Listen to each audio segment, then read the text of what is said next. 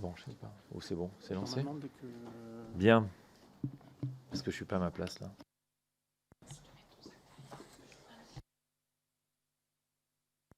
Non, pas du tout. Madame la ministre, mes chers collègues, nous accueillons aujourd'hui Madame Olivia Grégoire, ministre déléguée chargée des PME, du commerce, de l'artisanat et du tourisme. Merci Madame la ministre d'avoir répondu à notre invitation, à l'invitation de la délégation aux collectivités territoriales et à la décentralisation. Nombre des sujets dont vous avez la charge, la responsabilité, sont au cœur des préoccupations des collectivités territoriales et donc de notre délégation. Alors, je voudrais peut-être en préambule insister peut-être sur quelques points sur lesquels votre éclairage nous serait particulièrement utile. Et naturellement, après ce propos liminaire et le vôtre, on aura un moment d'échange avec l'ensemble des membres de la délégation. Je voudrais peut-être commencer par insister sur la question du commerce, et en particulier du commerce en centre-ville.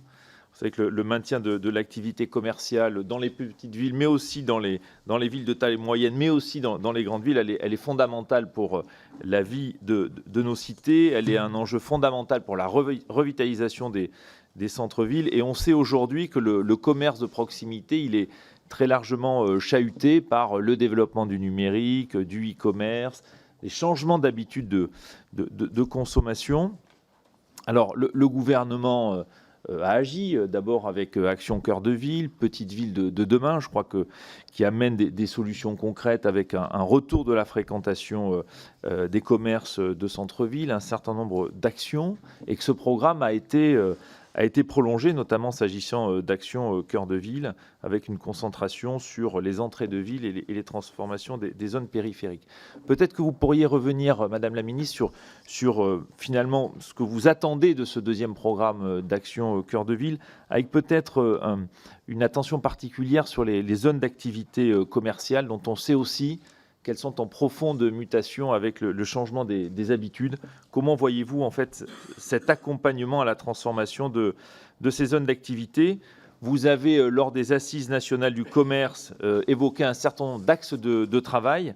Je pense au soutien à l'implantation de commerce dans les zones rurales, mais je pense aussi aux actions favorisant la mixité des usages entre les zones commerciales, logements, services, bureaux. Donc voilà, on serait heureux d'avoir des précisions sur votre agenda concernant ces sujets-là.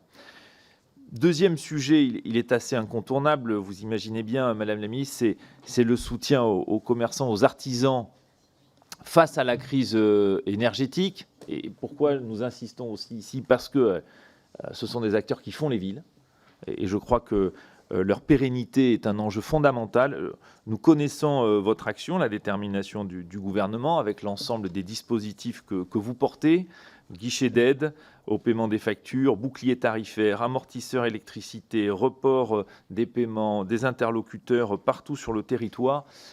Je pense qu'il serait utile pour l'ensemble des membres de la délégation peut-être nous redire où nous en sommes des mesures d'accompagnement. Comment voyez-vous aujourd'hui la situation de ces TPE qui font nos villes?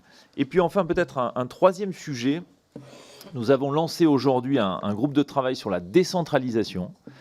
Et vous avez, avec les responsabilités qui sont les vôtres, je pense au commerce, à l'artisanat, au tourisme, des compétences qui sont au fond assez partagées avec les collectivités territoriales. Est-ce que vous voyez dans les champs de compétences qui sont les vôtres aujourd'hui des nécessités d'évolution qui pourraient être livrées à notre débat, à une réflexion dans le cadre de ce groupe de travail? Voilà, sans plus attendre, Madame la Ministre, je vous cède la parole.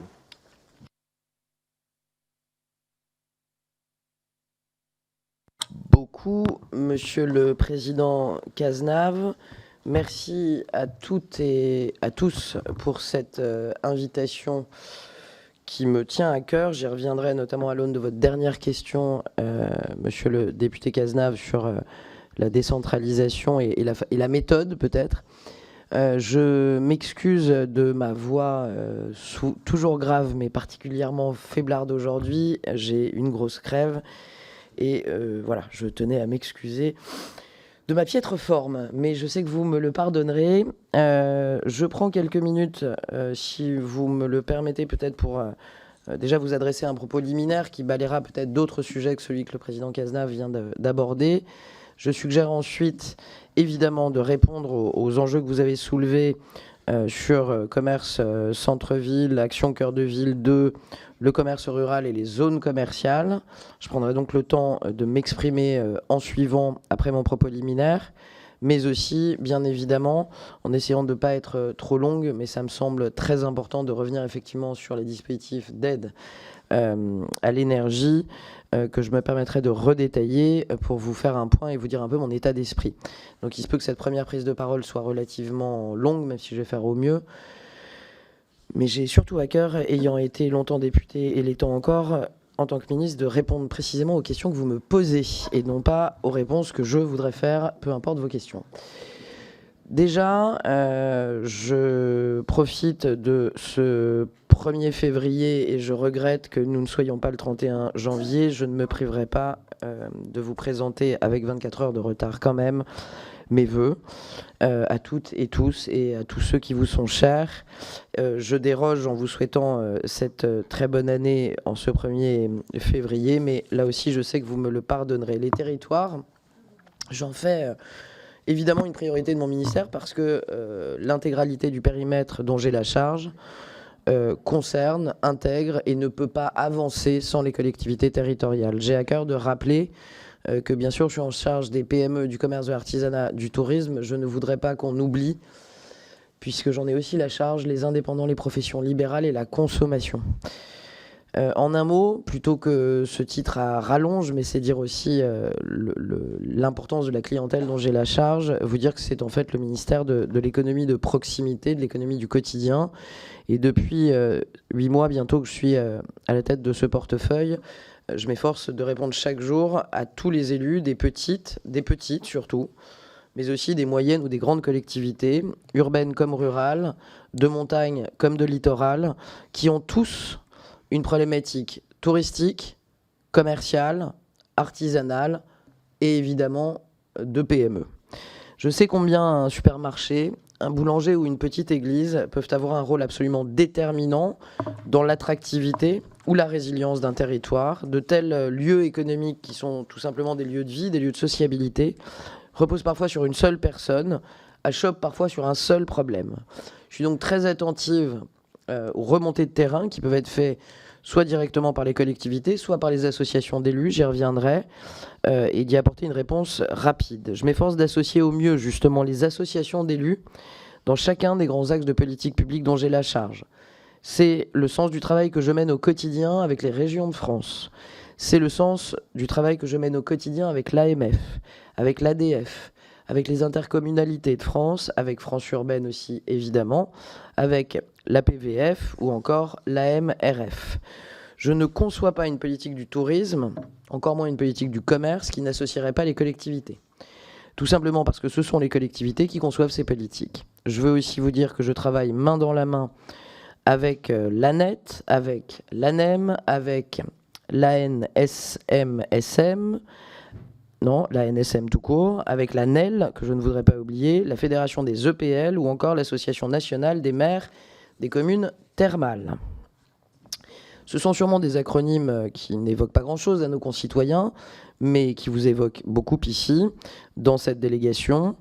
Et il est absolument indispensable de reconnaître la qualité de leur expertise et la chance que j'ai de pouvoir bénéficier de tels relais, autant pour faire remonter les problèmes que pour aussi moderniser certaines de nos politiques publiques, ce que nous avons fait par exemple dans la refonte des communes touristiques qui a été annoncée il y a quelques mois, le nouveau palmarès, et qui a été bâti main dans la main avec l'ANET. C'est donc dans le cadre de la révision des critères de classement des communes touristiques. C'est d'autant plus vrai sur le sujet du commerce. J'ai annoncé en novembre dernier 2 programmes relatifs au commerce dans les territoires, et je vais y revenir bien sûr. D'abord avec la transformation environnementale des zones commerciales. Comment on adapte ces zones qui ont été conçues sur un modèle d'il y a quelques années, des années 60-70, comment on adapte ce modèle qui est parfois un peu dépassé aux nouvelles réalités et aux nouveaux enjeux du réchauffement climatique, de la mixité d'usage, vous en avez parlé, mais aussi du zéro artificialisation net. Et puis un second programme de reconquête du commerce rural, sur lequel j'ai à cœur de partager des éléments aujourd'hui, parce qu'on ne peut évidemment pas se satisfaire aujourd'hui, malgré les progrès qui ont pu être faits au précédent quinquennat et les investissements surtout. On ne peut pas se satisfaire aujourd'hui qu'une commune sur 2 n'ait plus de commerce. J'amorce ici quelques éléments de réponse aux questions de vos propos liminaires, Monsieur le Président.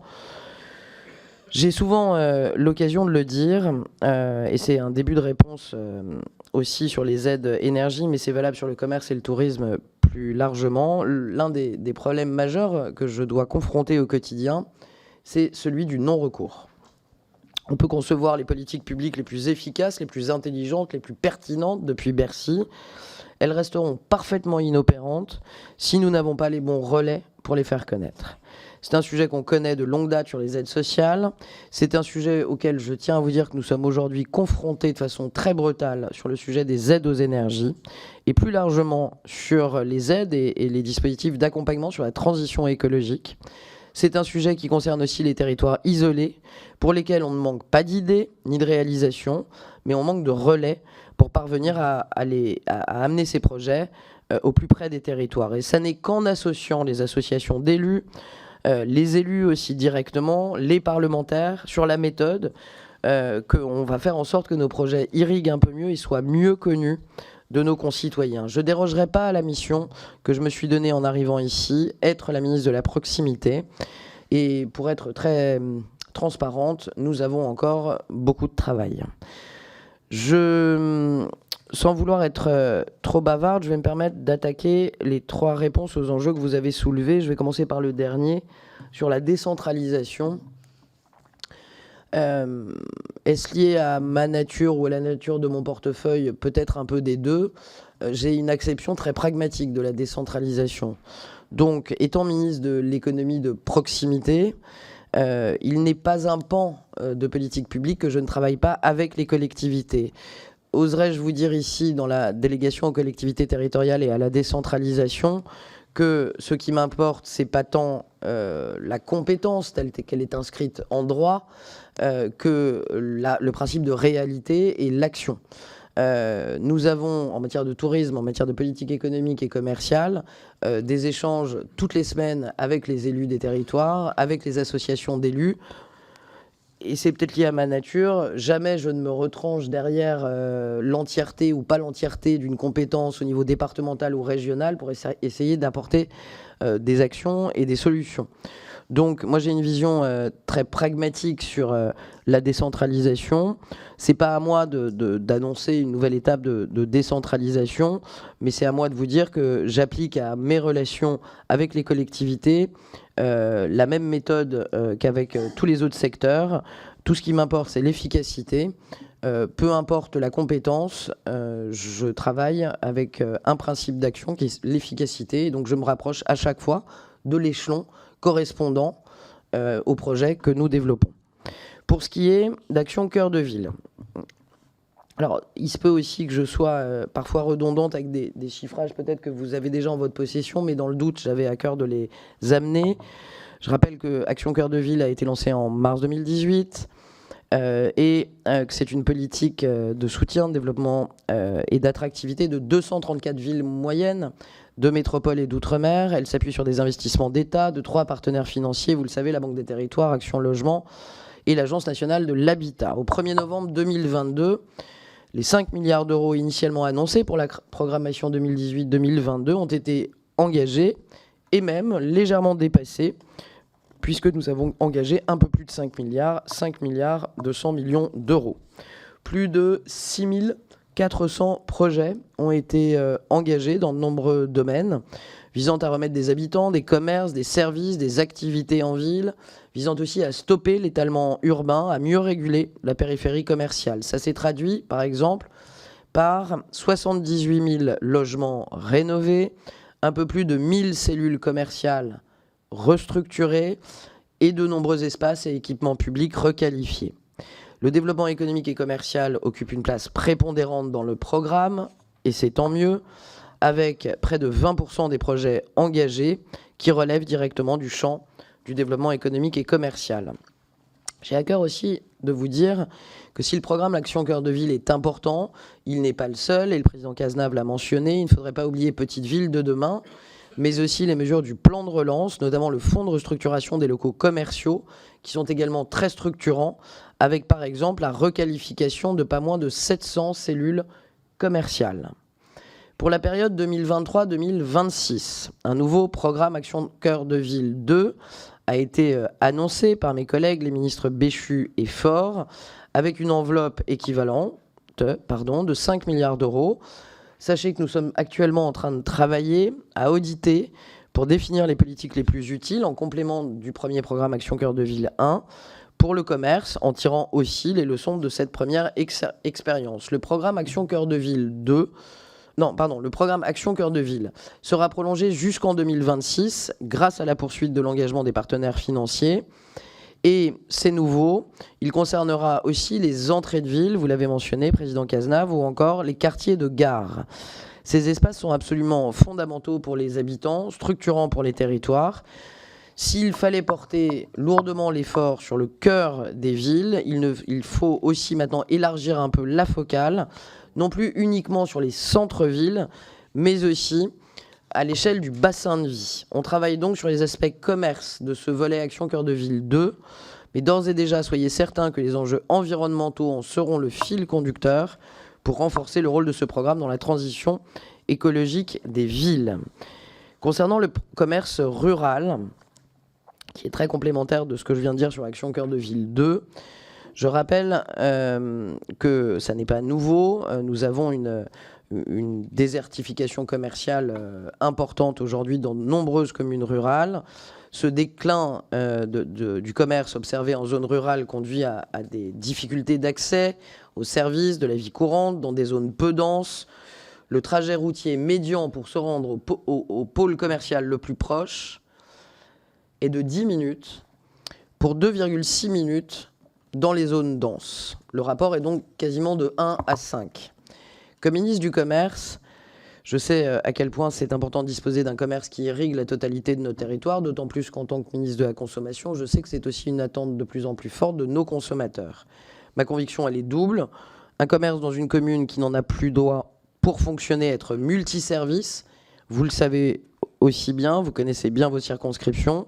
Qu'il s'agisse de faire épicerie, presse, commerce de bourse, point relais, salon de thé ou même service de proximité, c'est une tendance forte que le gouvernement va accompagner. Mais il y a aussi le commerce itinérant qui, aux côtés du commerce en dur, connaît de plus en plus de succès et d'appétence. Le commerce itinérant, en particulier pour les plus petites communes. J'ai donc lancé une politique publique de reconquête du commerce rural qui va permettre d'aider nos communes à recréer des commerces en soutenant leur investissement. Une première enveloppe de 12 millions d'euros pour 2023 est prévue d'ores et déjà pour financer les premiers projets qui vont nous remonter par les préfets dès le mois de mars. Les projets seront sélectionnés au fil de l'eau selon un cahier des charges en cours d'élaboration avec le ministère de l'écologie, mais aussi l'ANCT et évidemment les associations d'élus et les acteurs des territoires. Je pense à Bouche-ton-Coq ou encore Village Vivant. Et permettront d'apporter une aide qui devrait être de 75 000 euros pour les commerces en dur et d'au moins 20 000 euros pour les commerces sédentaires. Notre objectif est d'atteindre avec cette enveloppe... Pardonne-moi, est-ce que tu peux faire un message en disant que je suis en audition? Pardonnez-moi. Tac, tac, tac, tac et tac. Merci. Notre objectif, excusez-moi, est d'atteindre avec cette enveloppe 1000 collectivités accompagnées en 2023. La méthode, en tenant compte des spécificités propres à chaque territoire, la méthode, c'est de sélectionner sur la base d'un cahier des charges des projets proposés par les collectivités qui nous auront été remontés par les préfectures. Ce que je dis en creux, c'est que nous n'avons pas ici une dynamique d'appel à projet ou même d'appel à manifestation d'intérêt. J'aime beaucoup les AMI parce que j'étais avant à l'économie sociale et solidaire et les AMI sont importantes, enfin les appels à manifestation d'intérêt sont importants pour les acteurs de l'économie sociale et solidaire qui sont plus capés pour y répondre que les seuls appels à projets. En revanche, je sais bien aussi, par expérience et aussi en échangeant avec beaucoup de députés, qu'à hauteur d'une toute petite commune, c'est pas rendre un service aux porteurs de projets que de les mettre face à des dossiers, des pièces justificatives, des fichiers Excel impossibles. Tout ça pour avoir 20 000 € pour un bus itinérant qui fait une rôtisserie. Bon. Donc, on a un fonctionnement là qui est plus simple. C'est pas de l'AMI, c'est pas de l'appel à projet, c'est les élus, les collectivités qui, et c'est une invitation, hein, mesdames, messieurs les députés, font remonter des projets que vous connaissez au niveau de la du préfet. Moi, j'ai établi le lien avec les préfets et nous sélectionnerons avec les acteurs que je vous ai mentionnés, dont les associations d'élus, évidemment, les projets les plus pertinents pour les territoires dans l'année 2023.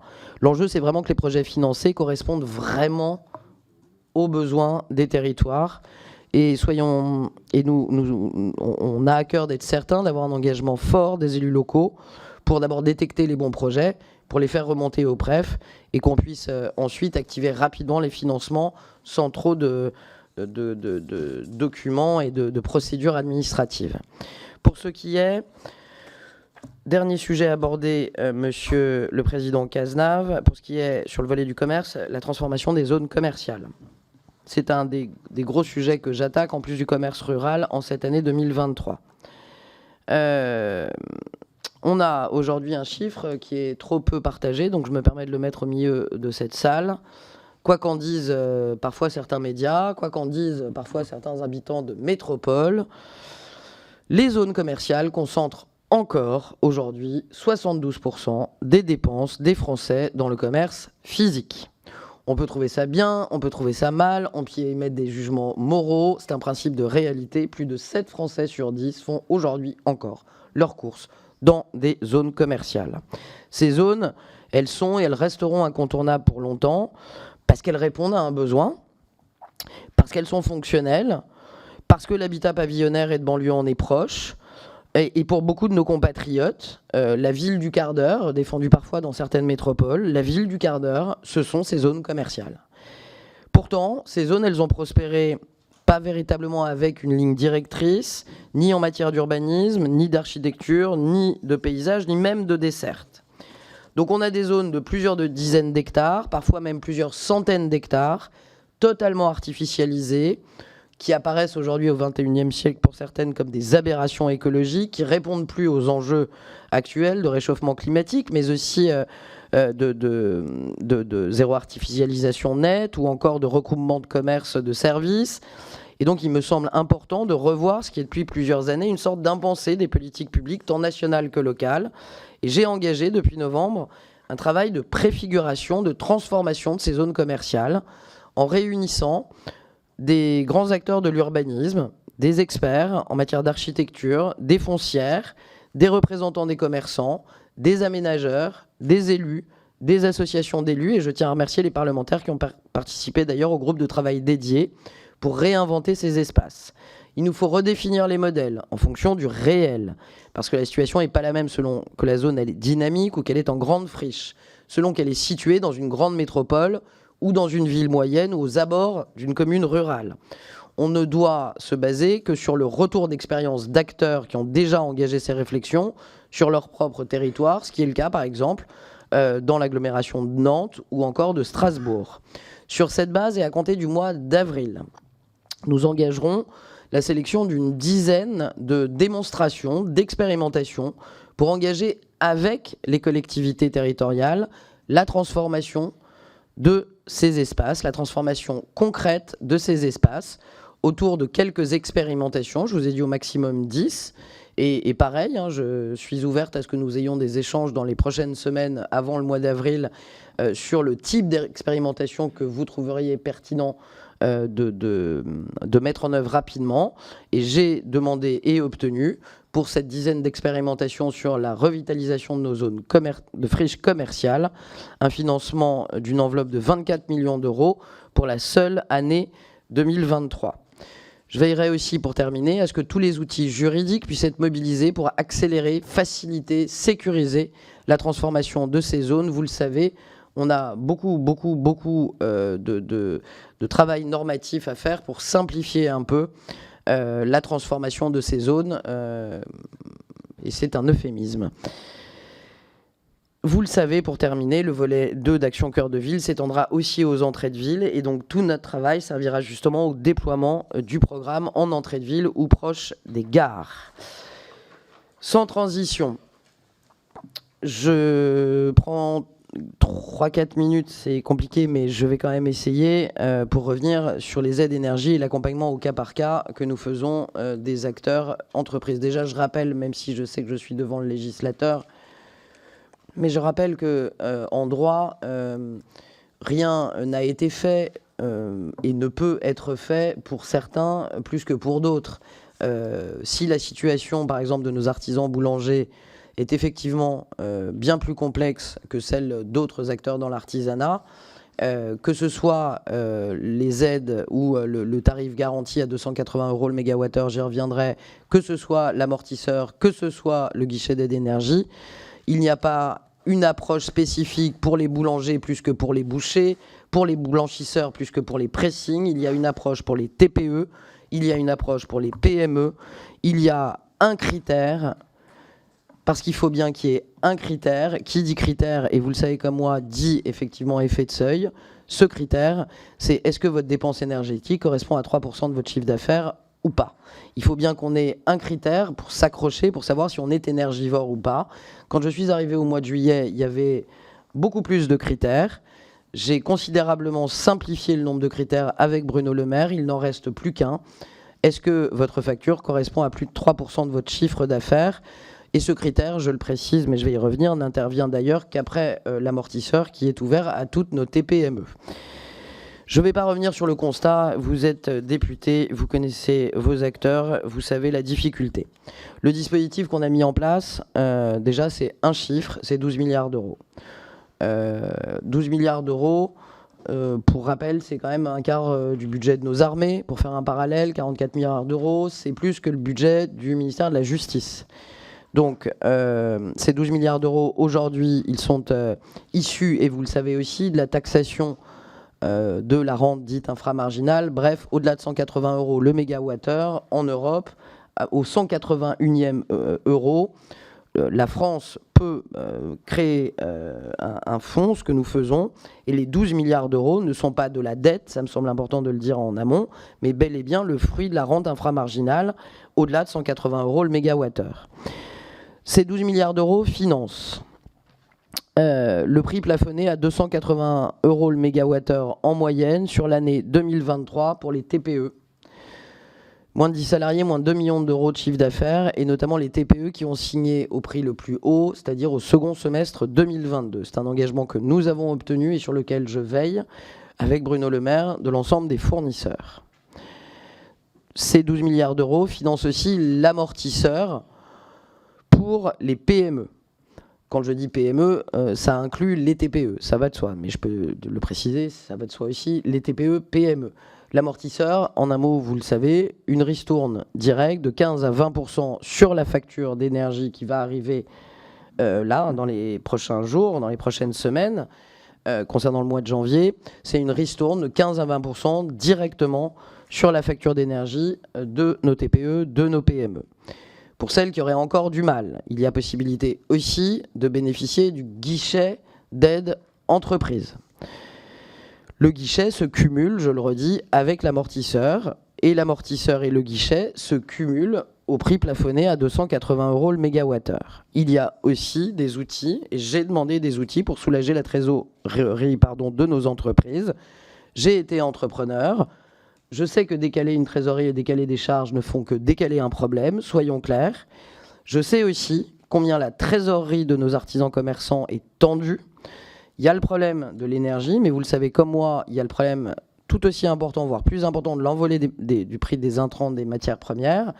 Et donc, quand les boulangers, par exemple, ou nos bouchers, ou nos traiteurs doivent acheter leurs biens pour transformer, ils ont face à eux des prix en forte inflation et ils ont donc dû, très prosaïquement, tirer sur leur trésorerie pour pouvoir acheter les matières nécessaires à leur transformation. Donc il y a quand même des artisans qui demandaient et qui pourront bénéficier de délais de paiement ou de report de charges. Encore une fois, je ne suis pas du genre à me cacher. On ne fait que décaler des charges, décaler un problème. Mais il ne faut pas faire fi des tensions en matière de trésorerie au-delà des difficultés liées au prix de l'énergie. Tous les services de l'État sont mobilisés et pas uniquement à Bercy, et c'est tant mieux. L'ensemble des préfectures se sont mobilisées. Nous avons toutes les semaines des échanges avec Bruno Le Maire et il y a dans chaque département un conseiller en charge de la sortie de crise, dit conseiller départemental à la sortie de crise, qui est là pour accompagner les artisans, les commerçants, les TPE, les PME qui auraient des difficultés, accompagner soit à aller chercher les aides, accompagner sinon, s'il le faut, pour renégocier leurs contrats d'énergie quand ils ont été signés avec des prix aberrants. C'est un travail pour les PME que nous menons au cas par cas et nous avons créé les conditions à Bercy et dans les préfectures pour que ce travail au cas par cas nous permette quand même de traiter des dizaines et des dizaines de dossiers toutes les semaines où l'État, là, vient aux côtés des entreprises en difficulté, notamment les PME qui ne bénéficient pas du 280 € le mégawattheure garanti, pour pouvoir renégocier leurs contrats avec les fournisseurs, avec la force des pouvoirs publics derrière. Ça permet de faire passer souvent des renégociations de contrats. En tout cas, on le fait chaque semaine. Tout ce que je viens de vous dire, tout, a été rassemblé sur la page d'accueil du site des impôts. Il n'y a même pas un onglet à cliquer. Sur la page d'accueil du site impôts.gouv.fr, vous trouverez en première actualité les aides à l'énergie. De mémoire, parce que je l'ai tellement travaillé, de mémoire, vous avez d'abord l'amortisseur. Et vous pouvez, quand vous êtes une TPME, simuler tout de suite ce que l'amortisseur vous permet d'avoir. Vous avez juste en dessous sur la même page le guichet, idem. Vous pouvez voir avec le guichet de combien vous pouvez être aidé. Et je vous le dis, je ne suis pas contente encore qu'il y ait 2 simulateurs, donc on bosse sur un seul simulateur, c'est une question de jours, de semaines, soyons précis, pour qu'il y ait... Non, mais un seul simulateur serait mieux que 2, on est dessus, et dans les quelques semaines qui sont devant nous, il n'y en aura plus qu'un pour éviter les 2. Et vous avez le tableau des conseillers départementaux à la sortie de crise de toute la France, avec leur fixe, avec leur mail et avec leur téléphone portable. Et avec la garantie chez chacun de ces conseillers départementaux à la sortie de crise que si jamais ils sont déjà en réunion en train de traiter un dossier, vous laissez un message, vous serez rappelé. La seule chose à faire aujourd'hui, et je le dirais très clairement là-dessus, j'ai, peu importe nos couleurs politiques, besoin de vous. Il est indispensable de cocher une case qui dit « Je suis une TPE » ou « Je suis une PME » sur l'attestation qui est en ligne sur impôts.gouv.fr. Cette attestation, moi j'ai communiqué dessus, je sais que vous l'avez fait aussi. Cette attestation, elle permet aux fournisseurs, je vous donne un peu les coulisses, de bien appliquer la bonne réponse en fonction de la taille de l'entreprise que vous avez. Donc, je me permets de lancer une fois encore un appel. Encore une fois, malgré nos divergences, je pense que s'il y a une chose sur laquelle on est tous d'accord, c'est que nos artisans et nos commerçants, il faut qu'on les soutienne. Sur cette page d'accueil impôts.gouv.fr, que ce soit sur l'amortisseur ou que ce soit sur les aides, vous avez l'attestation. Tous les commerçants et les artisans reçoivent aussi en double, mieux vaut 2 fois qu'une, cette attestation dans l'espace qu'ils ont en ligne avec leur fournisseur d'énergie. Elle leur a été envoyée et elle va leur être encore à nouveau envoyée. Il est indispensable qu'ils renvoient cette attestation aux fournisseurs pour que les fournisseurs puissent tout de suite leur appliquer qui le tarif 280 € le mégawattheure si vous êtes une TPE, qui les aide, amortisseurs et guichets si vous êtes une PME. J'ai entendu beaucoup de critiques, certaines étaient fondées, et quand on est ministre, on n'est pas là pour être sensible et être émotif aux critiques, on est là pour trouver des solutions. C'était un peu trop compliqué, on a simplifié. Aujourd'hui, ça n'est pas faire un raccourci que de dire il suffit de cocher la case TPE ou PME sur cette attestation et de la renvoyer à son fournisseur pour bénéficier de l'aide. C'est vraiment un message fort que je partage avec vous. Il y a toute la force de ce que font les services déconcentrés, des messages que nous passons aussi. Mais sans attestation, sans juste cette case à cocher, on ne peut pas bénéficier des aides et je ne m'y résous pas. Je ne serai pas beaucoup plus longue, j'imagine qu'on va y revenir. Je serai donc pas plus longue sur les aides énergie. Et pardonnez-moi d'avoir passé 3 minutes sur l'attestation, mais parfois, enfin même souvent, le diable et autres est dans le détail. C'est un petit détail, mais c'est un détail essentiel pour toutes nos TPE-PME dans les prochaines semaines. Et là-dessus, j'ai vraiment besoin qu'on s'y mette tous. Donc je me permets de passer le message de façon très directe. Et je suis évidemment à l'écoute sur toutes les questions. Et bien sûr, je peux revenir sur tout ce que j'ai dit. Message reçu, Madame la Ministre. Merci. On va entamer la première série de prises de parole en demandant à mes collègues de bien respecter le principe de questions courtes compte tenu du nombre de prises de parole. On commence pour le groupe Renaissance avec Stéphane Travert. Merci Monsieur le Président. Madame la Ministre, bonjour. Au nom des élus du groupe Renaissance, nous souhaitons la bienvenue au sein de cette belle délégation aux collectivités territoriales. Madame la Ministre, votre ministère est au cœur de l'actualité à travers le soutien aux filières professionnelles qui sont durement touchées par la flambée des prix de l'énergie. Je pense notamment, et vous l'avez rappelé dans votre propos liminaire, aux boulangers, aux traiteurs, aux bouchers charcutiers. Et comme pour les collectivités, ils ont des factures à régler, parfois d'un montant assez exorbitant.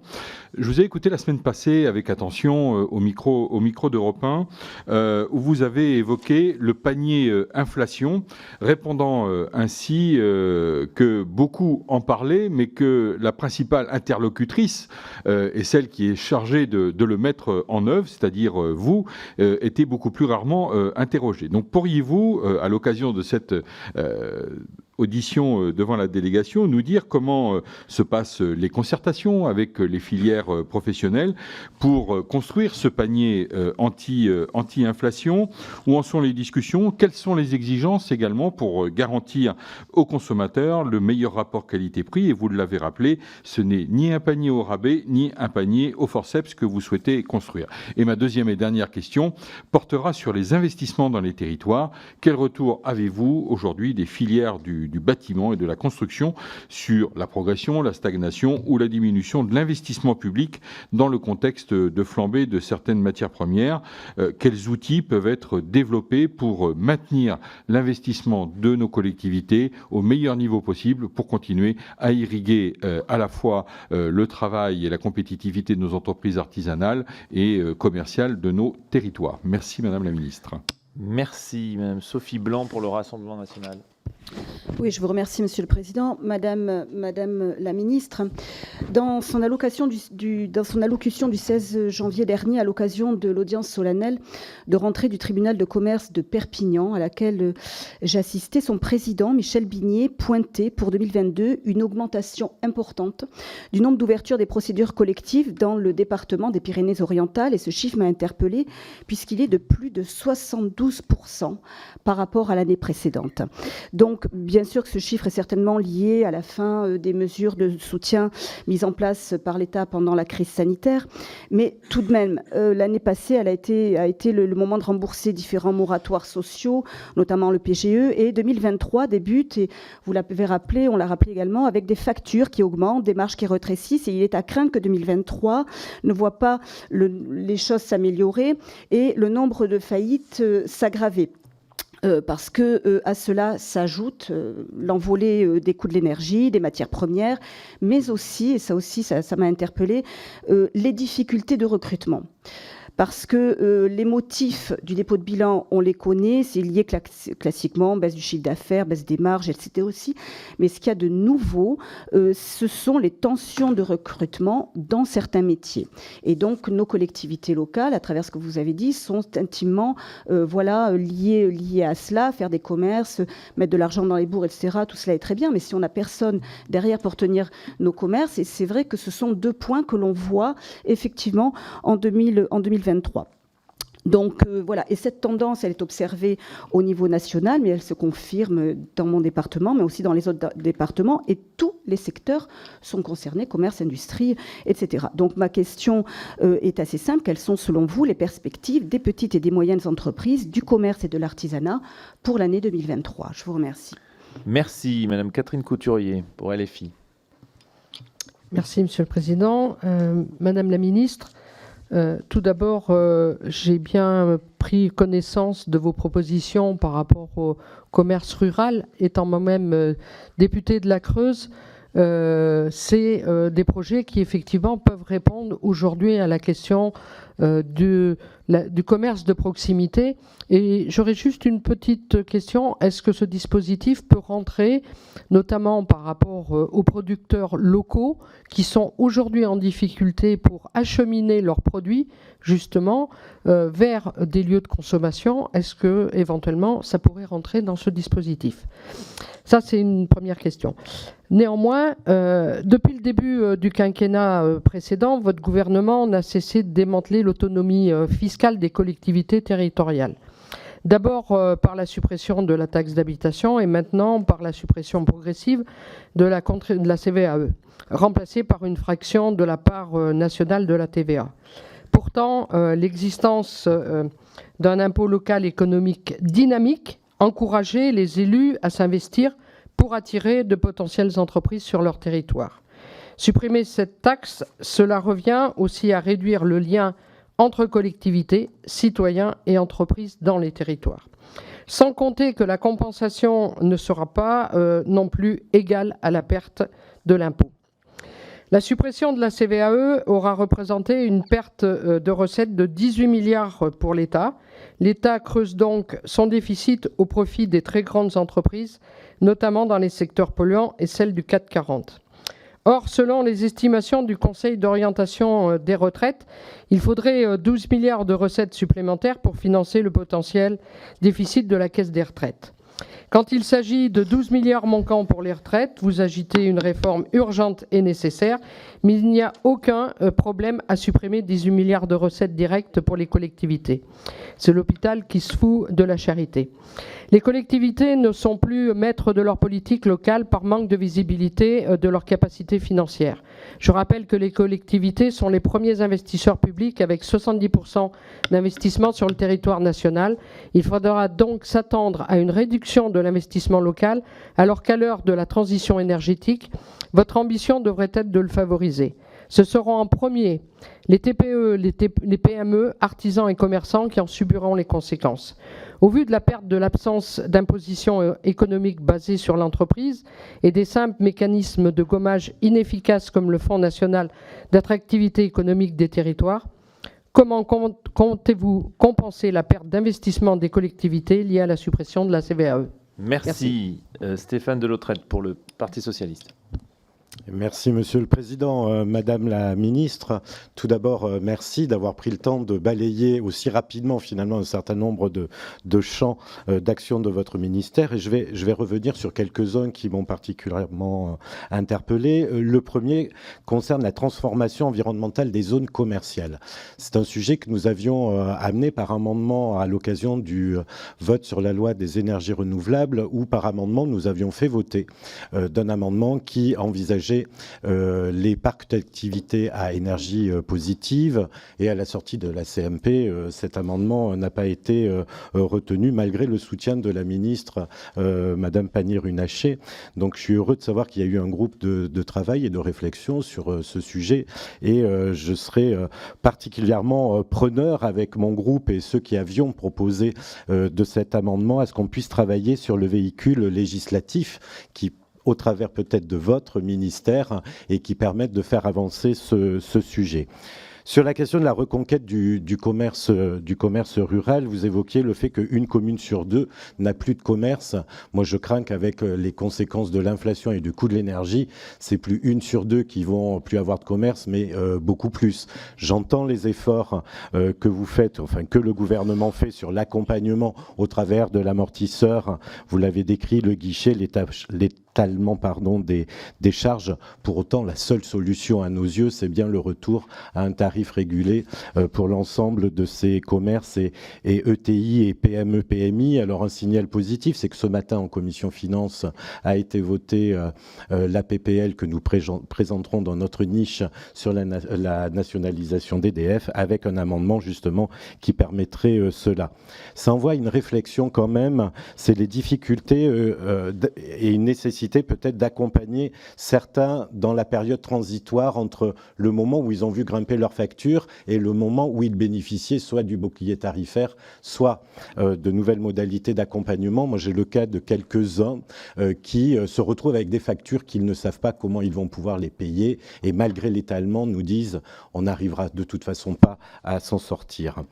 Vous avez souligné l'action cœur de ville, PVD. Ce sont des choses plutôt bien perçues par les élus et par les territoires qui insufflent une vraie dynamique. Se posera évidemment la question des financements et de la pérennité des financements dans la mise en œuvre de ces programmes qui mettent du temps à être construits. Et enfin, pour terminer, sur la question des multiservices et commerces itinérants, c'est plutôt une bonne nouvelle. Je crois que ça répond à une vraie problématique des territoires. Vous évoquiez le fait que ça remonte par les préfets, la NCT. Est-ce qu'on pourrait avoir des précisions sur comment seront identifiés les projets ou comment les élus seront informés de la mécanique pour faire remonter ces projets et qu'ils vous soient bien portés à connaissance pour être accompagnés? Merci. Merci. On termine ce premier tour de table avec Marie-Agnès Poussier-Winsbach. Madame la ministre, merci de votre réactivité. Moi, je voudrais saluer, quand on connaît les difficultés de bouger un État, le fait d'être autant à l'écoute, enfin une administration, le fait d'être autant à l'écoute et d'avoir été capable de réagir aussi vite, eh bien, moi, je voulais vraiment en profiter pour vous saluer. Même chose sur le guichet unique, dont on vous a fait des remontées pour vous dire qu'en effet, on ne comprenait pas très bien puisque c'était plus compliqué qu'avant, donc on pensait que ce n'était pas le but. Et en effet, il semble que vous soyez en train de reprendre les choses en main avec l'opérateur et que d'ici quelques jours, puisque j'ai cru comprendre que la date du mois de février avait été donnée, eh bien, nous pourrions revenir à quelque chose qui soit un plus, puisque c'est en général l'action publique, c'est ce à quoi elle sert. Moi, je voudrais un peu être sur ce que notre collègue a dit tout à l'heure sur les inquiétudes, sur les défaillances d'entreprises. Et est-ce que vous auriez des informations à nous donner? C'est vrai que certains font semblant de vivre dans un monde où nous serions seuls. Moi, je n'ignore pas qu'en effet, nous vivions dans un monde où il y a aussi des voisins et où nous devons évidemment observer ce qu'il se fait, la manière dont la crise a été gérée ou pas. Mais néanmoins, là, il est clair que après que nous ayons fait des vœux avec des présidents de tribunaux de commerce qui nous indiquaient qu'ils n'avaient jamais vu ça tant il y avait peu d'entreprises qui disparaissaient, puisque par nature, l'entreprise est vivante, elle naît, elle vit, et parfois, malheureusement, elle meurt, et elle revit. Et donc, est-ce que vous avez une possibilité de nous dire si là, on est vraiment sur des entreprises qui probablement auraient dû eh bien, fermer il y a maintenant 2 ou 3 ans avec le mécanisme des aides et du temps, elles ont été maintenues, ou si réellement il y a un choc tel que nous en arrivons aux chiffres qui nous sont donnés. Merci beaucoup. Merci, Madame la Ministre. Merci à toutes et à tous. Je vais me permettre de répondre dans l'ordre en essayant de n'oublier évidemment personne, ça va de soi, mais surtout aucun sujet. Monsieur le député Travert, merci de votre première question sur le panier dit anti-inflation. C'est vrai que c'est toujours, mais vous avez aussi ce loisir, donc il ne m'est pas réservé, toujours intéressant de voir comment, dès qu'on essaye d'avoir une idée qui n'est même pas encore au stade du projet, juste une idée, on n'a même pas le temps de finir sa phrase, qu'elle est déjà caricaturée, rigidifiée, alors même que, je ne dis pas que je ne suis pas dans le champ de la caricature, c'est pas à moi de le dire, mais rien n'est rigidifié puisqu'on est au stade du projet. Donc l'idée, sur laquelle tout le monde s'exprime et sur laquelle je suis en train de bosser, et donc sur laquelle je parle assez peu, est la suivante. On a, avec Bruno Le Maire, bien en tête les chiffres de l'inflation. Et on n'est pas aveugle sur le décalage qu'il y a entre les chiffres de l'inflation en général, aux alentours de 6% lissés sur 2022, et les chiffres de l'inflation dans l'alimentaire en particulier, qui sont du simple au double. Oui, mais vous savez, moi, on n'a pas le loisir de se connaître très bien, mais on va se découvrir. Je ne suis pas du genre à cacher les choses. D'ailleurs, les chiffres sont publics. On est à 12-13%, 13,2% sur certains segments de produits. Et donc, comme souvent, les gens ont un ressenti qui est le bon. Oui, l'inflation est 2 fois plus forte à peu près dans l'alimentaire que dans le reste de l'économie des biens et des services. Même si je sais que nombre d'entre vous ne sont pas très sensibles à cet argument, je me dois quand même de rappeler, pour en avoir reparlé pas plus tard que ce matin avec la FNSEA, qu'il faut quand même avoir en tête que l'inflation alimentaire dans le sud de l'Europe a dépassé les 20%, qu'elle oscille plutôt entre 17 et 22% dans l'alimentaire dans nombre d'autres pays européens. Et que ça ne nie en rien le fait que 12 ou 13% soit important, mais il faut quand même avoir en tête que, comme ça a été dit il y a quelques minutes, la France n'est toujours pas une île. C'est beaucoup, c'est quand même moins que dans nombre de pays européens, et c'est surtout le seul pays, et je ne peux pas ne pas le rappeler, le seul pays où depuis octobre 21, vous avez 110 milliards d'euros, non pas que peut-être on va essayer d'injecter, mais qui sont injectés dans notre économie pour faire en sorte que les factures d'énergie de nos particuliers n'explosent pas. Je sais que c'est quelque chose que j'ai appris en étant député, que ce qui n'arrive pas n'est pas commenté, mais j'ai quand même à cœur, devant la représentation nationale, de rappeler que sans ça, au 1er février, la facture que vous, en tant qu'individu, et tous vos administrés auraient reçue, n'aurait pas fait comme possiblement plus 20 ou 30 euros, mais plus 160 à 180 euros.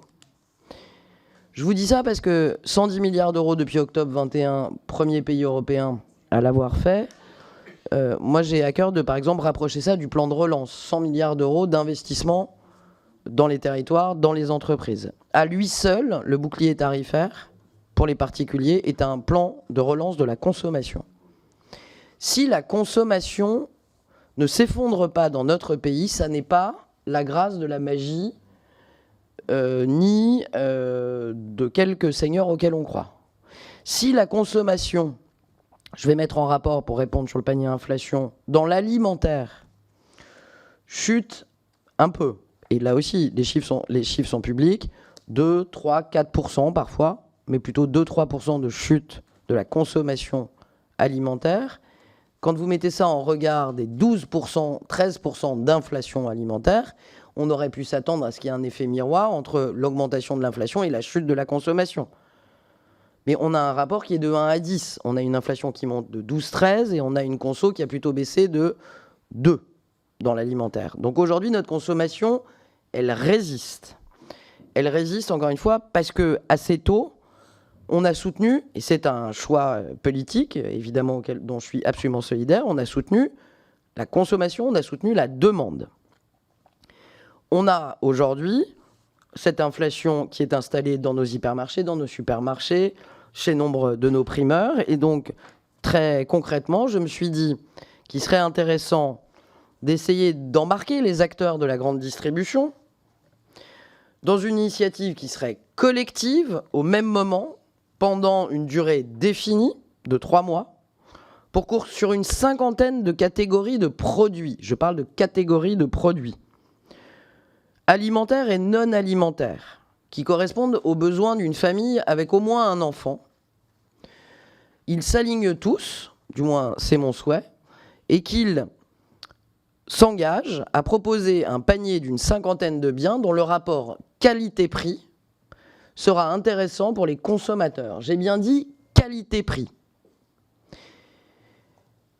Pourquoi je dis qualité-prix ? Parce que la concurrence ne doit pas se jouer que sur le prix. mais aussi sur la qualité. Et c'est pourquoi il y aura, dans ce panier anti-inflation tel que je suis en train de le construire, déjà des produits frais. Et dans ces produits frais, des produits bio. Parce que ça n'est pas parce qu'on a plus de difficultés ou moins de pouvoir d'achat qu'on est condamné à n'avoir accès qu'à des premiers prix saturés en acides gras et en sucre. Donc je ne suis pas en train de parler d'un panier au rabais, de premier prix qui pourrait d'ailleurs mettre en danger notre chaîne agroalimentaire. Je ne parle pas d'un panier au forceps dont les prix sont négociés en diminuant les marges des producteurs, mais dont les prix sont diminués grâce à la diminution des marges des distributeurs. C'est au cœur du cahier des charges de la négociation que je suis en train de faire. Et l'idée, c'est que ce panier soit disponible dès le mois de mars dans le plus de nombre d'enseignes possible, chacun restant libre de le faire ou pas. On est là sur une démarche volontaire. On est sur une démarche où le temps, le calendrier est important.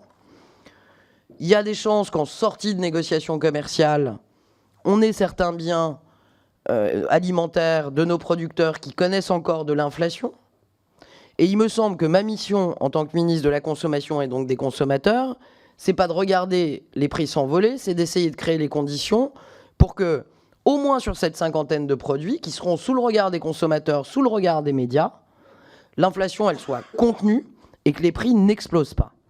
Donc tout l'objet de ce panier, c'est vraiment ça, qualité-prix, plutôt des MDD, marques distributeurs, qui sont assez symboliques de ce rapport qualité-prix et bien souvent produits en France par, il ne faut pas les oublier non plus, les 250 000 salariés des PME de l'agroalimentaire. Et donc, je veux des MDD, des marques nationales, pas que des premiers prix. Et je laisse la liberté aux distributeurs de faire ce qu'ils font beaucoup mieux que moi, toute seule, faire jouer la concurrence. Dans l'intérêt du consommateur, pour cette opération flash de 3 mois. Pour terminer, si les distributeurs veulent faire plus que 50 produits, qui peut le plus, peut le moins. J'ai pas de problème. Mais il faudra qu'il y ait au moins ces 50 produits. Et par ailleurs, ce dispositif est fixé pour 3 mois. Il n'a pas vocation à durer beaucoup plus longtemps. Et j'espère de tout cœur que les distributeurs qui font des promotions et qui n'ont pas attendu le gouvernement pour faire des promotions, dans le strict respect de la loi Egalim et des conditions fixées par la loi, collectivement, fassent un effort sur une cinquantaine de produits que la ménagère, ou le ménager, parce que messieurs, vous faites les courses aussi, puisse d'un regard comparer. C'est pour ça que je suis sur une cinquantaine de produits. Parce qu'à 200 ou 300 produits, on n'arrive pas à comparer d'un regard. Et je souhaite que les consommateurs puissent comparer dans les supermarchés, sur les sites web et sur les prospectus. Sur ce panier du quotidien. On est au stade de l'idée. Vous avez sûrement vu, ou vous verrez en sortant de cette audition, que certains ont déjà répondu « Ok, on y va ». Que ceux qui ont envie de se battre à nos côtés pour le pouvoir d'achat des consommateurs n'hésitent pas à nous rejoindre. Pour votre deuxième question sur le bâtiment, ouais, mais ça c'est trop flou. Donc, 2-3 choses que je partage avec vous. 1, on constate effectivement un ralentissement de l'activité sur le marché du logement neuf, un repli des ventes des logements neufs en 2022. On a des signaux mitigés dans le secteur du bâtiment.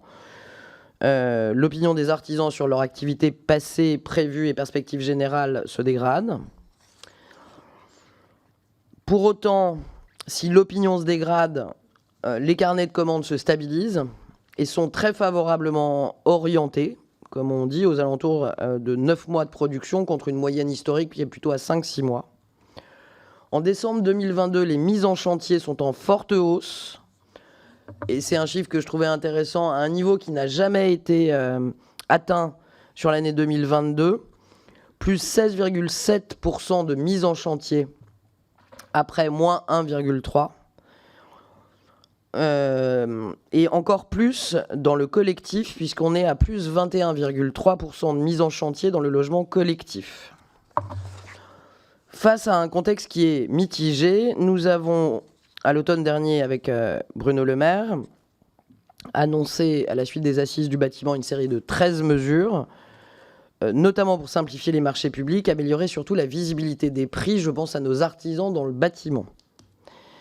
Il y a une mesure qui est très importante et je ne sais pas si elle est arrivée jusqu'à vous parce qu'elle n'a pas été très commentée, mais j'ai vraiment souhaité saisir le Conseil d'État pour que nos artisans dans le bâtiment qui ont répondu à des marchés publics puissent réviser leurs propositions compte tenu de l'inflation des matières premières et des des matériaux qu'ils utilisent dans le cadre de la construction sur les marchés publics.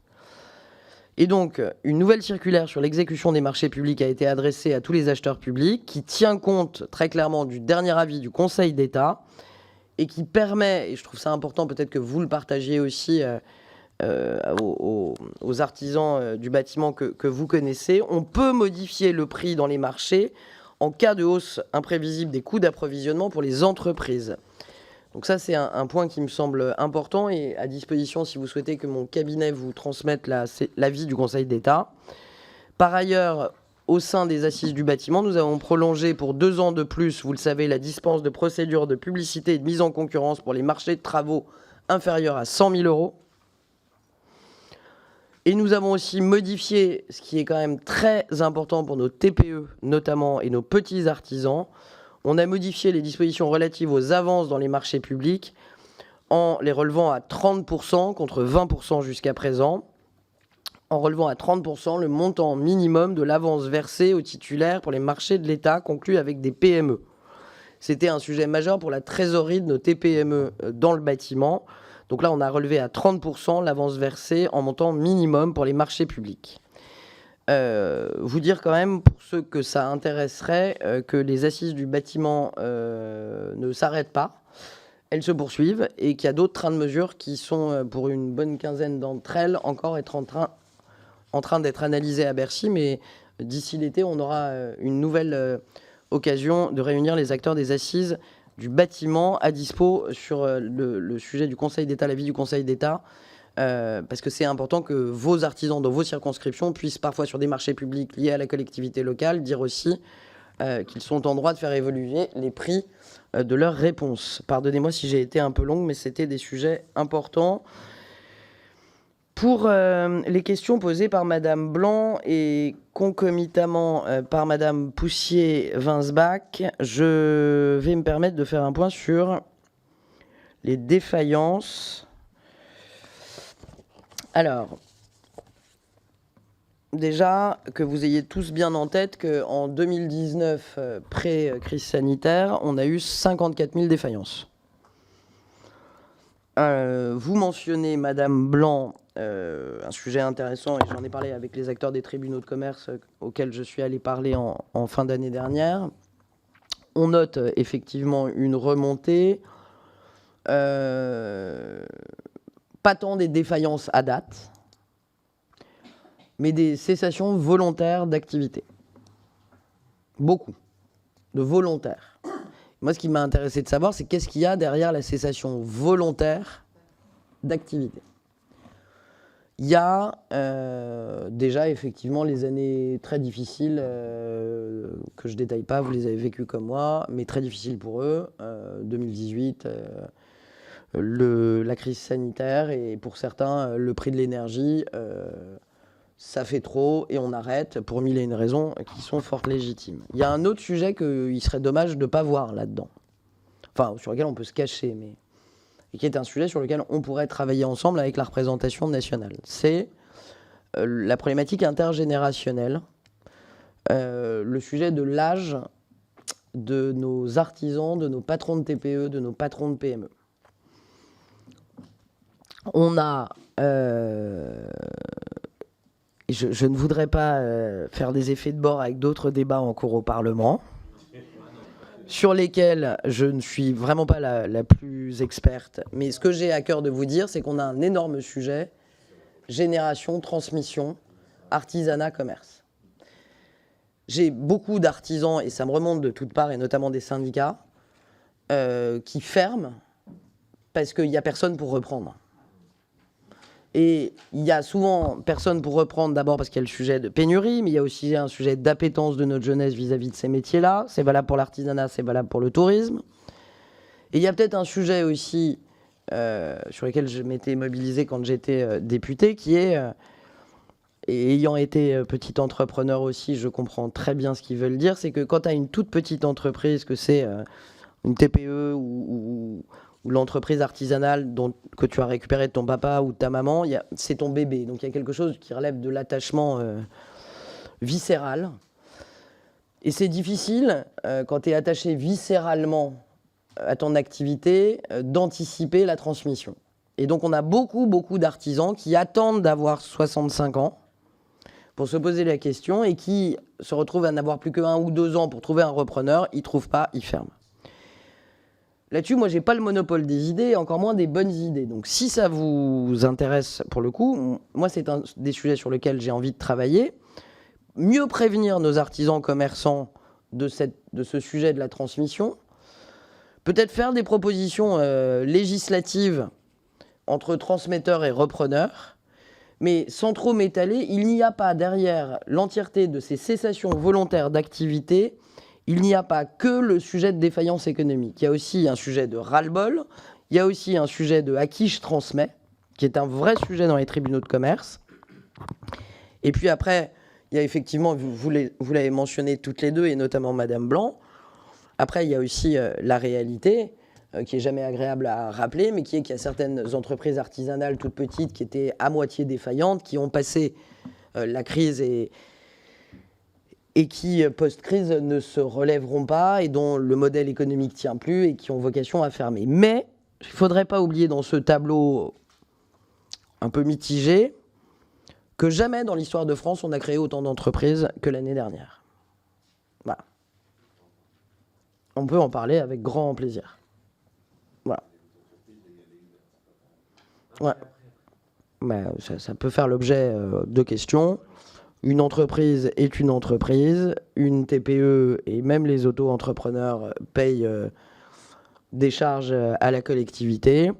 En attendant, les défaillances, elles remontent. Et il y a en tête quand même qu'on est à 41 020 défaillances sur 2022.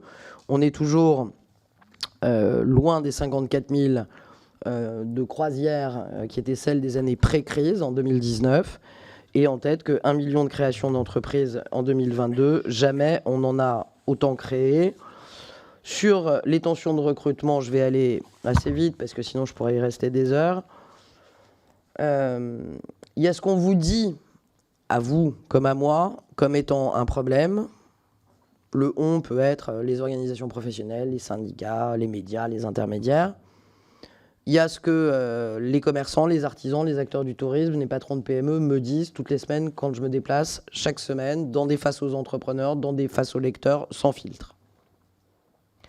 Le premier problème dont on me parle, de Brest à Lille, à Nice, à Poitiers, enfin je ne vais pas vous faire tous mes déplacements dans 21 départements en 6 mois. Le premier problème, c'est la pénurie de main-d'œuvre. Avant la facture d'électricité, avant les charges, avant... on a une problématique de recrutement qui peut apparaître nouvelle quand on en parle, mais, et d'ailleurs les artisans le reconnaissent, les CMA le reconnaissent aussi avec les CFA, le problème il n'est pas né il y a 6 mois. Donc il y a des causes, les causes elles sont profondes dans certains secteurs, il faut quand même que vous ayez en tête 2-3 chiffres qui sont monumentaux. Hein. C'est 200 à 300 000 personnels dans le secteur des cafetiers, de l'hôtellerie, de restauration, HCR. C'est 500 000 personnes à recruter dans les moins de 10 ans sur les services à la personne. Ça se compte par, je ne parle même pas du bâtiment, je ne parle pas de pans entiers de l'artisanat, des couvreurs, des maçons, des pans entiers de formation sur lesquels il faut vraiment revoir les choses et les mettre beaucoup plus en adéquation avec les besoins des entreprises. Et le tourisme n'est pas en reste. Donc là-dessus, il y a déjà eu beaucoup de choses qui ont été faites. Je ne suis pas non plus ministre du Travail, mais je ne voudrais pas qu'on oublie par exemple les 1,4 milliard du plan Castex de l'automne 2021 qui ont permis sur les métiers sous tension spécifiquement de ramener plus de 200 000 chômeurs de longue durée en emploi sur ces métiers sous tension. Il y a aussi l'ensemble de ce que nous faisons au niveau du gouvernement en matière d'attractivité des métiers. Je ne vais pas vous passer, mais la campagne de pub que vous avez vue sur les métiers du tourisme et qui va courir pendant 2 ans dans toute la France vise aussi à dire à nos jeunes et à nos moins jeunes qu'il faut rejoindre ces métiers. Vous avez les acteurs, l'organisation professionnelle, je pense à l'UMI évidemment et à GNI, qui ont compris, rapport à la pénurie, la nécessité d'augmenter les salaires avec une augmentation de 16% dans la branche CHR, qui pèse d'ailleurs aussi sur la rentabilité des petits acteurs café, restauration, qui ont beaucoup augmenté les salaires pour des raisons légitimes, parce qu'il était urgent de les augmenter. Est-ce que la seule augmentation des salaires résoudra le problème de pénurie de main-d'œuvre dans le secteur hôtellerie-restauration? Je ne le crois pas. Il y a des enjeux beaucoup plus larges de conditions de travail, de rapport au travail. Ce sont des sujets qui vont prendre un peu de temps, mais incontestablement, c'est le premier sujet de préoccupation. Et j'ai même d'ailleurs des artisans, notamment, qui refusent des commandes par manque de pénurie. Et j'ai en tête aussi des restaurateurs, notamment dans le sud de la France, qui ferment, par exemple, le mercredi ou le jeudi, parce qu'ils n'ont pas de salariés pour servir ou pour cuisiner. Donc c'est aujourd'hui, très directement, la pénurie de main-d'œuvre, ce qui fait le plus chuter le chiffre d'affaires et donc les marges de nos artisans commerçants. Il y aura des propositions dans la loi immigration dont, je ne doute pas, nous aurons l'occasion de reparler sur ces métiers en tension. En tout cas, comptez sur ma vision très pragmatique du sujet, parce que là, ça peut mettre en risque l'étal de nombreuses entreprises en France. Madame Couturier, à défaut de vous surprendre, je vais vous répondre, mais on ne sera pas d'accord sur les impôts de production. Bon, déjà, peut-être on peut être d'accord. Moi, je veux bien, alors peut-être pas là maintenant, mais à la suite de cette audition ou dès demain avec mon équipe, qu'on voit, parce que vous aviez une question sur le commerce rural et sur les débouchés côté producteur. Voyons sur un exemple très concret, avec Sylvain Maisonneuve, mon conseiller, comment est-ce qu'on peut faire rentrer votre sujet carré dans les 12 millions d'euros ronds, mais je ne doute pas qu'on peut y arriver. Il faut juste que j'en sache un peu plus pour voir si vous pouvez rentrer, mais ça ne me semblerait pas impossible du tout. Sur la méthode, les préfets auront pour instruction de communiquer au maire le cahier des charges. Et nous le ferons aussi, évidemment, via les parlementaires, via les associations d'élus. Les maires feront remonter leurs projets qui nous seront transmis par les préfets. Sur les impôts de production, on ne sera pas d'accord. En fait, je suis d'accord sur rien de ce passage-là. La CVAE, juste... Enfin, non. Quand on est arrivé... moi, quand j'ai commencé à siéger au Parlement en 2017, il y avait 75 milliards de différence d'impôts de production entre l'Allemagne et la France. 75. Parfois, on se demande pourquoi, en matière de compétitivité du travail, on a quelques boulets aux pieds. 75 milliards, c'est une bonne réponse. 75 milliards, ça veut... Enfin, je pense, ni vous ni moi, c'est des masses... bon. Donc, on va ramener ça à hauteur d'une paire de chaussures. Sur une paire de chaussures à 60 €, fabriquée en Allemagne ou en France, c'est 30 centimes d'impôt de production en Allemagne, c'est 1,70 € en France. On peut prendre le sujet dans tous les sens. Ces impôts de production grèvent directement la compétitivité de nos boîtes, de nos entreprises, et donc de nos travailleurs. Ça grève aussi la réussite de nos entreprises et donc le pouvoir d'achat de nos travailleurs. Sur les 75 milliards d'euros, oui, la CVAE, c'est 8 milliards. On va la faire en 2 temps. Mais je ne suis pas d'accord non plus sur le fait que ça ne sert que les grands. 8 milliards, ouais, mais le problème des chiffres, c'est qu'ils sont là, au milieu de la table. 8 milliards de CVAE, 1,7 milliard, vous voyez, sur ces 8 milliards, et sont payés directement par les commerces et les petits commerces. Donc là, par exemple, on rend plus d'1,5 milliard aux petits commerçants des bourgs, des villages et des villes. Voilà. Je vous l'ai dit avec tout le respect que j'ai pour vous et pour tous les députés, on ne sera pas d'accord, mais c'est de ma responsabilité de vous répondre. Donc non, je ne suis pas d'accord sur le raisonnement, et je pense qu'il est important, notamment pour nos petits commerces et nos moyens commerces, qu'on fasse baisser la pression fiscale. Parce que quand vous entendez ce que j'entends chaque semaine et qu'on vous dit les charges, on en crève, on peut prendre le sujet dans tous les sens. Les charges, c'est la pression fiscale.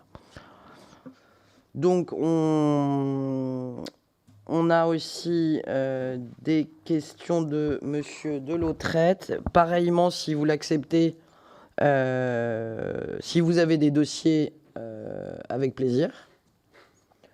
Non, mais je vous le dis parce que moi j'ai maintenant une méthode avec mon cabinet depuis maintenant plusieurs mois. Donc à chaque TPE, PME en difficulté, on prend à tâche du conseiller sortie de crise à la préf qui appelle, qui regarde le dossier. Donc je ne vois pas pourquoi ce ne serait pas le cas pour les parlementaires aussi.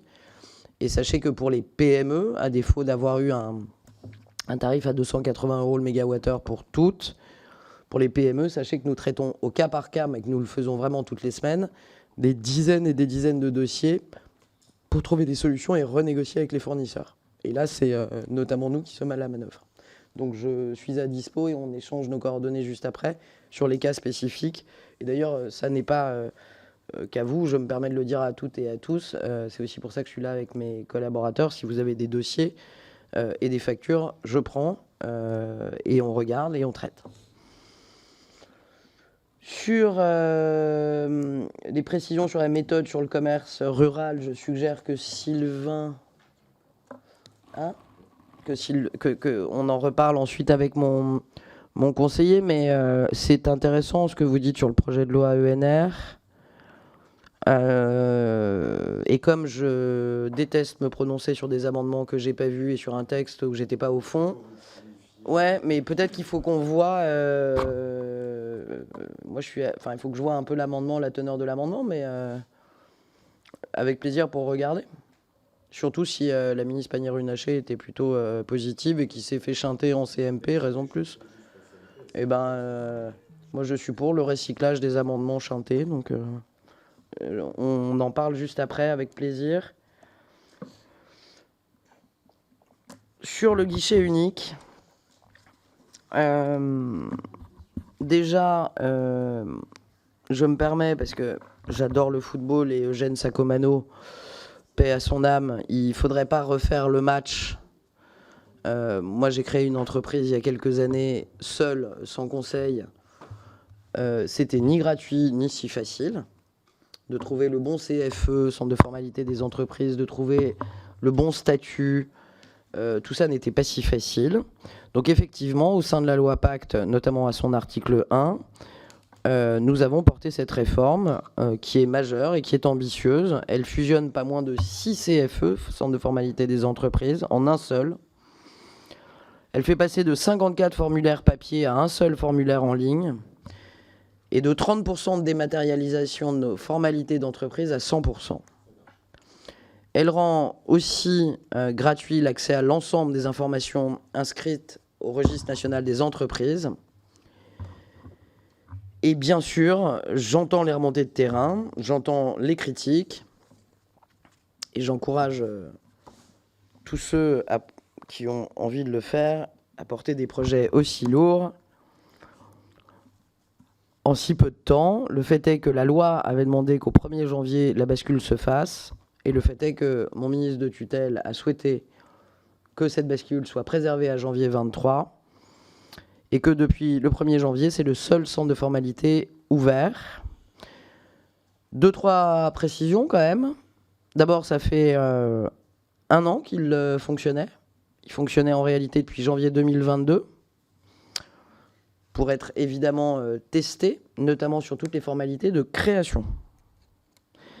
C'est bien pour ça qu'un mois après le lancement du guichet, nous avons plus de créations sur ce nouveau guichet que nous n'en avions sur les dispositifs précédents. Le flux est passé de 1000 à 5000 démarches jour sur le guichet unique sur les créations d'entreprises sans dysfonctionnement. Les formalités de modification et de cessation d'activité sont également ouvertes sur le guichet par le canal du guichet entreprise. Elles sont comptabilisées à 3000 par jour pour les modifications, à 1500 par jour pour les cessations. Au total, l'ensemble des formalités d'entreprise, on comptait fin de semaine dernière un peu plus de 160 000 démarches en ligne enregistrées sur le guichet. Très clairement, pour le dire simplement, les créations, ça fonctionne. On a même dépassé ce que faisaient les dispositifs d'avant. Là où on a encore beaucoup de progrès et d'améliorations à apporter, clairement, c'est sur le volet modification. Pour ne pas empêcher les modifications, changement d'adresse ou changement de nom, le site guichet entreprise, qui est une solution transitoire, a été mis en place. Oui, il connaît des difficultés de fonctionnement pour certaines formalités, et oui, il connaît aussi des ralentissements dans la ventilation du flux. Cette situation, on la suit de très près à Bercy, et on mène plusieurs actions pour améliorer très rapidement dans les semaines qui viennent le déploiement du guichet sur le volet modification, je le redis, et non pas création. Les formalités de modification les plus urgentes sont dans l'immédiat et temporairement basculées en format papier pour que les situations ne portent pas préjudice aux entreprises qui ont besoin de leur cabis à jour. En parallèle, on accélère les travaux pour basculer dès le début février, c'est en cours, les formalités de cessation d'activité sur le guichet unique, puis toutes les formalités de modification. J'en termine, mais j'ai quand même à cœur de vous donner ces informations. On porte également une attention à l'ergonomie du site, à sa qualité. Très clairement, pour les mandataires qui sont habitués aux formalités, ça se passe plutôt bien. On a mis en place aussi, je vous passe les détails, mais une hotline spécifique pour les mandataires du type avocat, comptable, JMJ, etc. Mais vous avez aussi beaucoup de nos compatriotes qui créent en direct. Donc on a beaucoup amélioré, pardonnez mon anglicisme, le B2B, avec des télérépondants spécifiques, une hotline. Aujourd'hui, il y a du travail à faire pour améliorer aussi l'ergonomie et le parcours de l'indépendant, par exemple, qui en B2C viendrait, lui, faire ses formalités. Donc on a encore du travail, je ne le cache pas. Aussi sur l'ergonomie. Chaque jour, j'ai des points d'étape, je vous le dis quand même, avec l'INPI et les équipes de l'INPI. La critique est aisée toujours et l'art est toujours difficile. Moi, j'ai quand même à cœur de vous dire, parce qu'il y a les médias et puis il y a le réel, que l'INPI a subi, et vous le savez, des difficultés en tout début d'année. Mais contrairement à ce qu'on a pu lire ça et là, ça n'était pas un virus ou une attaque informatique. Et j'ai surtout à cœur de vous dire que le système d'information a tenu et n'a pas été virusé. Donc je pourrais très facilement me défausser sur l'INPI, je ne le ferai pas, parce que moi je suis allé voir les femmes et les hommes à l'INPI qui sont revenus le week-end bosser jour et nuit quand il y a eu cette difficulté tout début janvier, le 5 janvier. C'est un basculement majeur. Je prends sur moi le fait qu'il y a encore des difficultés, mais quand on voit l'ampleur du chantier mené, encore une fois, la critique est aisée, mais l'art est sacrément difficile. Nous avons pris l'engagement avec Bruno Le Maire que le guichet unique ait son visage définitif et le plus saillant possible au mois de mars. Donc on y est tous les jours. On a l'INPI qui reçoit un peu plus de 5000 appels par jour pour assister les usagers. À chaque déplacement, je me rends dans les chambres de commerce et d'industrie, que je remercie d'ailleurs, pour voir les gens qui accompagnent les créateurs d'entreprises, parce qu'il y a aussi les humains derrière le guichet, et qui, dans chaque accueil de chaque CCI, sont, avec leur ordinateur, à la disposition de ceux qui veulent créer leur entreprise et qui n'arrivent pas sur le guichet unique. C'est aussi important de le rappeler. Donc les chambres consulaires sont mobilisées, l'INPI est mobilisé, le changement il est majeur. Création, ça roule et c'est même au-dessus de 2022. Modification, il faut qu'on s'améliore. On a un mois pour ce faire, mais rappelez-vous aussi quand même de ce que j'ai partagé au tout début. Fusionner 6 CFE qui ont des décennies, passer de plus de 50 formulaires papier à un seul et faire basculer 30% des formalités, enfin de 30% à 100% de formalités d'entreprise.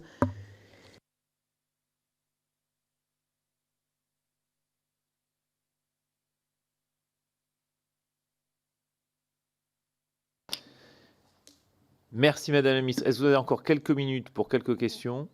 Est-ce qu'on avait encore quelques demandes de prise de parole ou parce qu'on a quasiment épuisé le temps?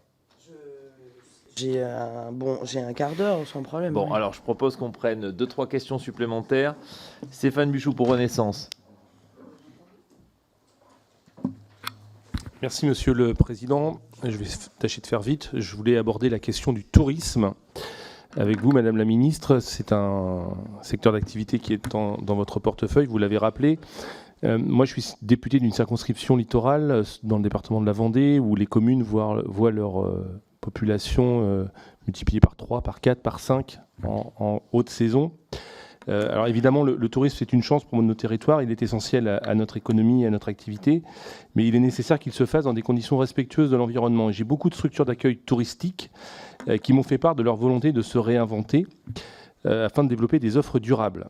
Seulement, le financement est souvent pour elles un frein. Et avait été mis en place le dispositif Slow Tourisme, qui a, dans le cadre du plan de relance, qui a connu un franc succès, il faut le dire.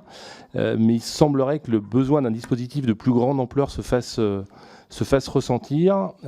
Et donc, je voulais savoir si des réflexions étaient mises en œuvre au niveau de votre ministère pour ce type de questions qui mettraient en lien les personnes publiques, les personnes privées, pour faire en sorte que ce tourisme prenne encore mieux en compte les contraintes environnementales. Merci beaucoup.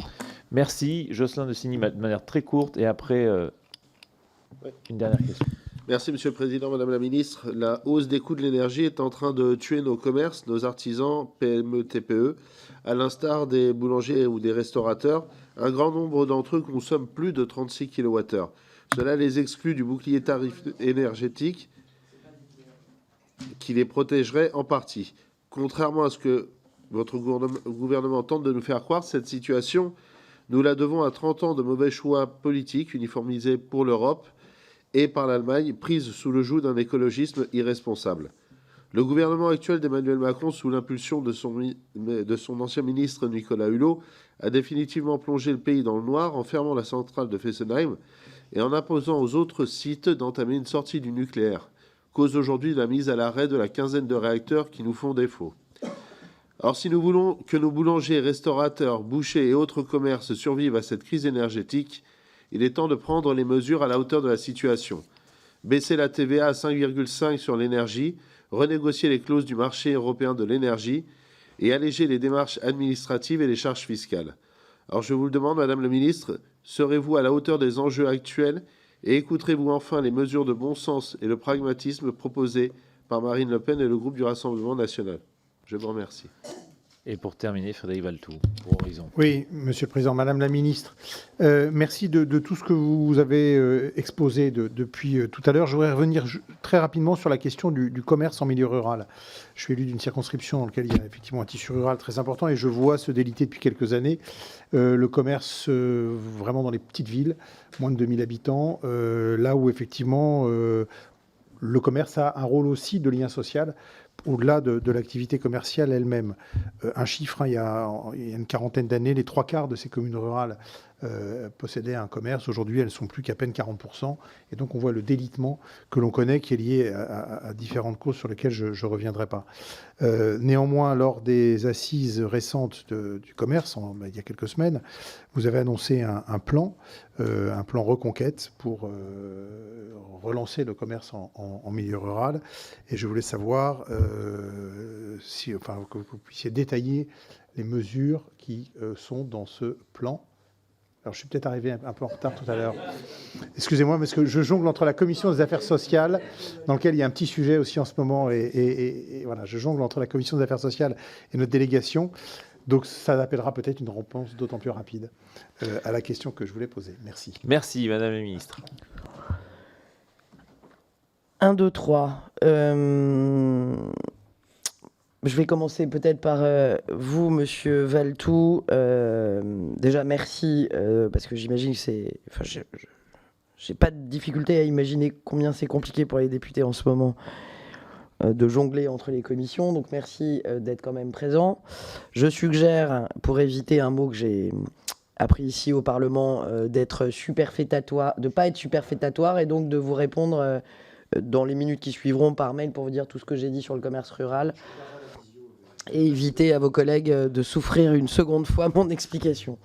Deuxièmement, Monsieur De Signy, écoutez, déjà parce que quand on critique, même quand on promeut d'ailleurs, la précision est un art important.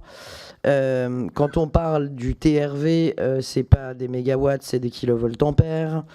Pour ce qui est de vous répondre, est-ce que tout ça, il vous a pas échappé que je suis pas la ministre de l'énergie, j'ai déjà fort à faire.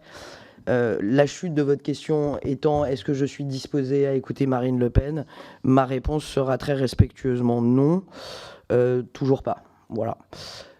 Pour ce qui est de votre question, Monsieur Buchou, alors oui, il y a beaucoup à faire sur le tourisme durable, mais je vous dirais déjà en préalable que je pense, et c'est aussi le sens de l'action que je mène, qu'il est important qu'on qualifie beaucoup plus ce qu'on met derrière le tourisme durable.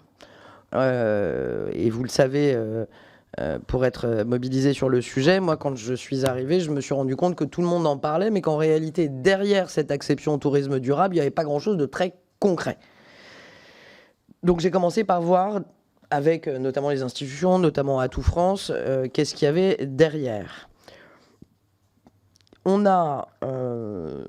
Et donc, parce que, ayant passé un peu de temps à la commission des finances, je suis allé chercher les chiffres et le déploiement du plan Destination France, notamment pour voir comment les crédits avaient été alloués et qu'est-ce que ça avait financé. Sur le fonds tourisme durable, on a 50 millions d'euros qui ont été dépensés en 2022, au moins 25 millions d'euros qui sont fléchés pour 2023. Là, on est sur du soutien direct au développement de tourisme éco-responsable, dont le slow tourisme, dont l'agrotourisme, auquel je crois beaucoup, et aussi dans la rénovation des cafés, des hôtels et des restaurants, par exemple en finançant ce que l'État a fait, pour 2022, plus de 2500 diagnostics qui ont permis justement de réduire l'empreinte carbone comme énergétique d'un certain nombre d'installations touristiques. Donc ça, c'est pour le fonds tourisme durable. Sur le fonds Avenir Montagne, l'intégralité des 331 millions d'euros ont été décaissés. Et j'ai eu l'occasion d'en parler la semaine dernière avec les acteurs du Salon de la Montagne à Chambéry. Décaissés, par exemple, sur la Savoie, juste la Savoie, vous avez, sur le fonds Avenir Montagne, ça a permis de financer une trentaine de projets, uniquement sur la Savoie, qui sont notamment des projets sur la montagne des 4 saisons, pour permettre, par exemple, aux touristes de venir l'été, pratiquer de la luge sur herbe, de l'acrobranche. Donc il y a eu pas mal de financements en direct, en dur, soit du financement direct, soit du financement d'ingénierie, puisque c'était les 2 volets du plan Avenir Montagne. Et il y a eu pas mal de projets, 29 en Savoie, directement financés, et beaucoup d'autres dans les autres régions de la montagne. Sur le fonds, troisièmement, le fonds tourisme durable, dans le plan Destination France, il y a 44 millions d'euros qui a été investi directement dans les infrastructures durables, dans le slow tourisme. Slow tourisme qui est un sujet abordé, traité dans le comité de filière tourisme, le CFT, que j'ai relancé il y a quelques mois, avec tous les acteurs du tourisme, sans distinction, évidemment avec les élus, avec les associations d'élus.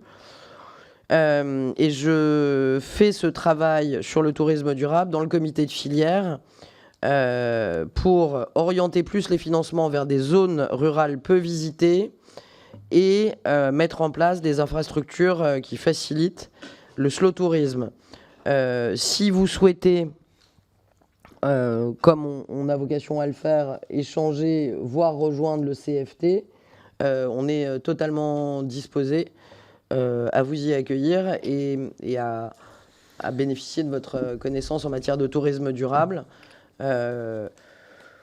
Moi, ce que je remarque, encore une fois, hein, quitte à être un peu agaçante, mais je trouve qu'il ne faudrait pas qu'il y ait un syndrome McCain, quoi, qu'on en parle beaucoup, mais et je trouve qu'on en parle beaucoup dans l'écosystème touristique, et de façon très pragmatique, comment on déploie ça, comment on met en place des expériences, des itinéraires touristiques de slow tourisme. On est encore assez loin de ces objectifs-là. Voilà. Je voudrais réparer un petit impair et laisser la dernière question à Stella Dupont que j'ai manqué dans l'ordre. Stella.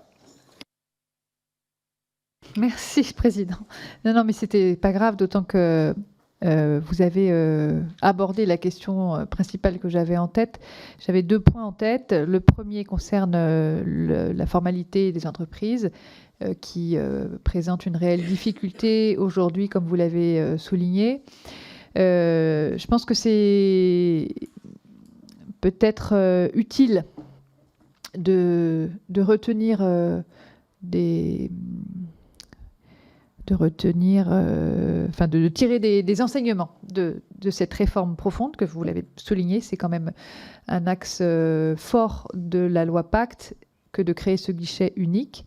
Sur le territoire, c'est la Chambre des métiers en particulier qui m'a alertée en fin d'année en argumentant précisément et de façon, je pense, assez objective du risque de défaillance et de difficulté à venir en janvier au vu de l'existant. C'est-à-dire que vous l'avez dit, le guichet unique s'est mis en place de façon expérimentale en 2022 et la montée en puissance a fait apparaître un certain nombre de manques comme on peut s'y attendre dans une telle opération.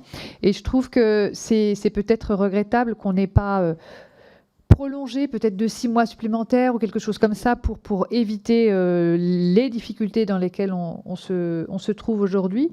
Je pense que pour l'avenir, on l'a vu quand on a fait le prélèvement à la source, c'est la même chose, on a dû décaler la mise en œuvre de ce prélèvement pour être certain d'être opérationnel. Donc je pense que c'est quelque chose à retenir pour l'avenir, mais c'est quand même une solution positive en définitive, et vous l'avez rappelé, c'était ambitieux. Donc il faut admettre que parfois tout ne marche pas non plus du premier coup. Et j'avais une autre question qui vous concerne sans tout à fait vous concerner, Madame la Ministre. C'est pour les aides aux entreprises, les aides énergie, donc il faut qu'on les relaie nous aussi, vous l'avez dit, puisque tout le monde n'a pas encore déposé son formulaire. Mais il y a aussi la question des entreprises de l'économie sociale et solidaire, des associations. Voilà. Et je suis sollicitée, moi, par notamment, vous savez, des tiers-lieux qui accueillent beaucoup d'entreprises en leur sein et qui semblent aujourd'hui pas forcément dans la cible des dispositifs. En tout cas, les réponses que j'ai obtenues laissent à penser qu'il manque peut-être quelques cordes à notre arc. Donc je sais que ce n'est pas tout à fait votre sujet, mais je connais aussi votre attachement à l'ESS. Et puis, il y a un lien avec d'autres entreprises installées au sein de cette structure en particulier. Donc voilà, je pense qu'il nous faut un maillage fin et que vous saurez peut-être m'apporter un premier éclairage et puis en tout cas être le relais de ce point. Voilà.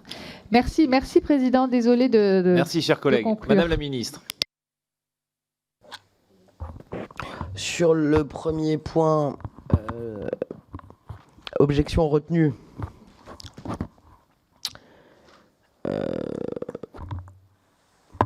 Joie de l'avis d'une ministre déléguée. Je n'en dirai pas plus. Après, je pense que c'est aussi important. C'est un engagement qui avait été pris notamment auprès de toutes les parties prenantes et elles étaient nombreuses. Et le fait d'avoir maintenu le calendrier a aussi ses avantages. J'en dirai pas plus, mais merci de votre retour. L'économie sociale et solidaire dont j'ai eu l'honneur de m'occuper et que j'ai toujours au cœur, évidemment, je n'ai attendu personne pour m'assurer, fort de mon expérience Covid, que les acteurs de l'économie sociale et solidaire étaient éligibles au dispositif d'aide amortisseur aide. Je m'en suis donc assuré pour les ESUS, pour les SIC, pour les SCOP. Et je vous le confirme.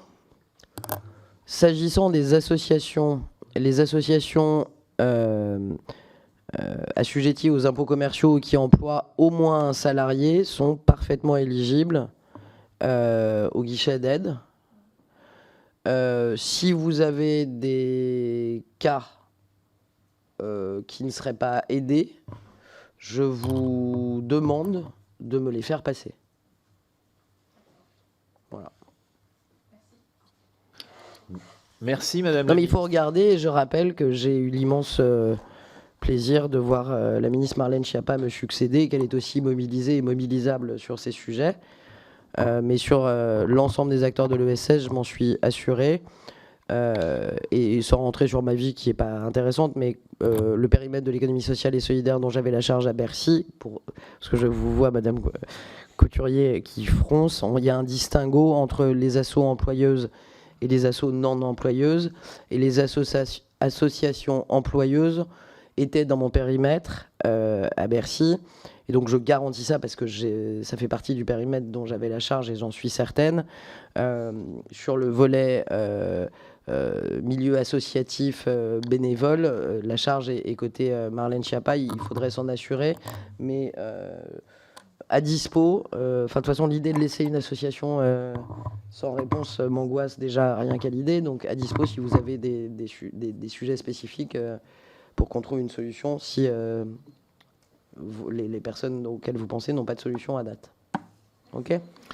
Merci madame la ministre de vous être prêtée au feu nourri des questions des membres de la délégation, d'avoir accepté de déborder sur l'horaire prévu pour pouvoir répondre à toutes les questions. Donc merci beaucoup pour cet échange. Merci à vous et à bientôt, je l'espère, et bon courage pour la fin de journée et les prochaines semaines. Et merci pour la qualité des échanges, des questions et l'état d'esprit.